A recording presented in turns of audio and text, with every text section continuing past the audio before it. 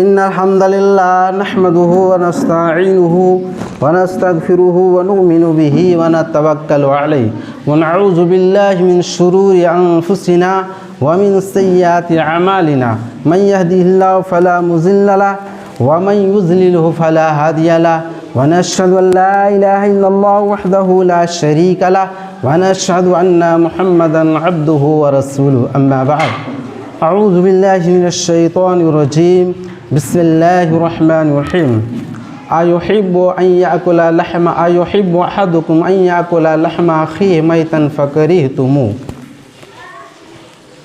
वक़ाल नबी सल्लल्लाहु तआला अलैहि वसल्लम अतदरून मल गीबह क़ालू अल्लाहु व रसूलुहु आलम क़ाल ज़िक्रुका अख़ाका बिमा यकरहु क़ील अफ़रअयता इन कान फ़ी अख़ी माक़ूलु क़ाल इन कान फ़ीहि मा तक़ूलु फ़क़द इग़तबतहु व इन लम यकुन फ़ीहि मा तक़ूलु फ़क़द बहतहु रब्बि इश्रह ली सदरी व यस्सिर ली अमरी वहलुल उक़दतम मिन लिसानी यफ़क़हु क़ौली रब्बि यस्सिर व ला तुअस्सिर व तम्मिम बिल खैर रब्बि इरहम्हुमा कमा रब्बयानी सगीरा आमीन। बिरादरान इस्लाम, हाज़रीन जुमा, बुज़ुर्गों और दोस्तों, इस्लामी भाइयों और पर्दा में रहने वाली मेरी प्यारी माओ और बहनों, अल्लाह रब्बुल आलमीन ने हम सब को जुमा के दिन एक कीमती वक्त निकाल कर मस्जिद के अंदर जमा होने की तौफ़ीक़ इनायत बख्शी। अल्लाह रब्बुल आलमीन मुझे हक़ बात कहने, सामईन और सामियात तक पूरी बात पहुँचाने की तौफ़ीक़ इनायत बख्शे। अल्लाह रब्बुल आलमीन मेरी ज़बान से जो भी कुरान की आयत और हदीस निकलेगी वो सही निकलने की तौफ़ीक़ इनायत बख्शे। अल्लाह रब्बुल आलमीन मेरी ज़बान के अंदर क़ुव्वत गोयाई अता फरमा।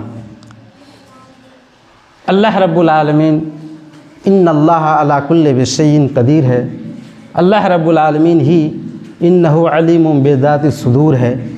अल्लाह रब्बुल आलमीन का कुन फ़यकुन से काम होता है। अल्लाह रब्बुल आलमीन सब कुछ है। अल्लाह रब्बुल आलमीन सारी कायनात को संभालने वाला है। अल्लाह रब्बुल आलमीन ही रब्बुल आलमीन भी है। अल्लाह रब्बुल आलमीन की तारीफ़ के बाद जनाब मुहम्मद रसूलुल्लाह सल्लल्लाहु अलैहि वसल्लम पर दरूद व कामिला नाजिल हो। अल्लाहुम्मा सल्लि अला मुहम्मद कमा सल्लैता अला इब्राहीम व अला आलि इब्राहीम इन्नका हमीदुम मजीद। अल्लाहुम्मा बारिक अला मुहम्मद कमा बारकता अला इब्राहीम व अला आलि इब्राहीम इन्नका हमीदुम मजीद। आज का मेरा मौजू है गीबत के मुताल्लिक। गुज़श्ता जुमा भी आपके सामने गीबत के सिलसिले में यह मौजू रखा गया था, लेकिन पूरी बात सामईन और सामियात तक नहीं पहुंची थी। इसलिए मैंने वादा किया था कि आइंदा जुमा इंशाअल्लाह आपके सामने यही गीबत के मुताल्लिक मौजू बयान किया जाएगा इंशाअल्लाह। सूरह हुजरात के अंदर अल्लाह रब्बुल आलमीन इरशाद फरमाते हैं आयत नंबर 12 में, अयुहिब्बु अहदुकुम अन याकुला लहमा अखीहि मैतन फकरिहतुमू। क्या तुम में से कोई इस बात को पसंद करता है, अन याकुला लहमा अखीहि मैतन, कि अपने मुर्दार भाई का गोश्त खाए, फकरिहतुमू हो, तो तुम उसको पसंद न करोगे, तुमको उससे नफ़रत पैदा होगी, तुमको उससे घिन आएगी।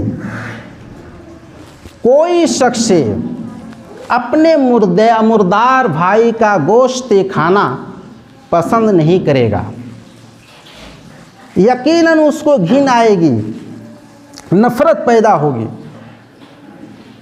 तो गीबत ऐसी है कि जिसकी गीबत हम कर रहे हैं तो गोया कि हम उस शख्स के गोश्ते को नोच नोच के खा रहे हैं। कितनी ख़तरनाक चीज़ है, कितनी ख़राब चीज़ है। इसी तरह कोई औरत किसी औरत की गीबत कर रही है तो गोया के उस औरत के गोश्ते को नोच नोच के वो खा रही है। कोई औरत इस चीज़ को पसंद नहीं करेगी। इसी तरह मिशकातुल मसाबीह किताबुल आदाब हदीस नंबर 4828,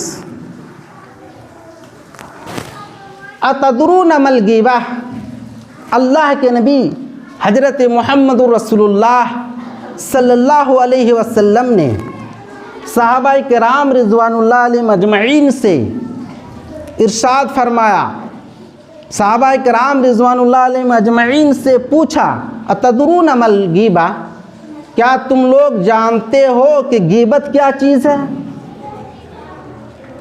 सहाबाए किराम रिज़वानुल्लाह अलैहिम अजमईन ने नबी करीम सल्लल्लाहु अलैहि वसल्लम को जवाब दिया,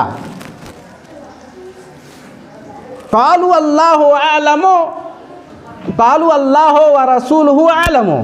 सहाबाए किराम नबी करीम सल्लल्लाहु अलैहि वसल्लम को जवाब देते हैं कि अल्लाह और उसके रसूल ही ज़्यादा जानते हैं कि गीबत क्या चीज़ है।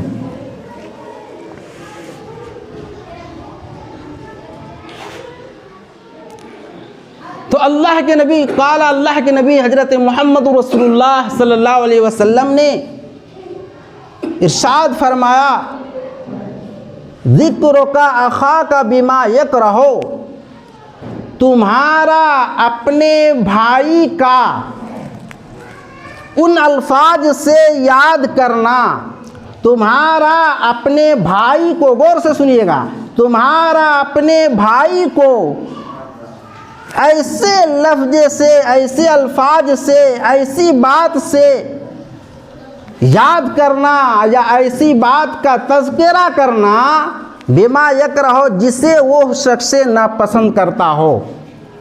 अल्लाह के नबी सल्लल्लाहु अलैहि वसल्लम ने सहाबाए किराम रिज़वानुल्लाह अलैहिम अजमईन को जवाब दिया कि गीबत वही चीज़ है कि तुम अपने भाई के बारे में ऐसी बात का तज़किरा करना, ऐसी बात को कहना, क्या है, ऐसी बात का तज़किरा करना, ऐसी बात को बयान करना जिसे वो शख्स नापसंद कर रहा हो, नफ़रत कर रहा हो, वही गीबत है। कीला, नबी करीम सल्लल्लाहु अलैहि वसल्लम से पूछा गया, नबी करीम सल्लल्लाहु अलैहि वसल्लम से सवाल किया गया, अफ़रअयता इन काना फ़ी अख़ी माक़ूलो।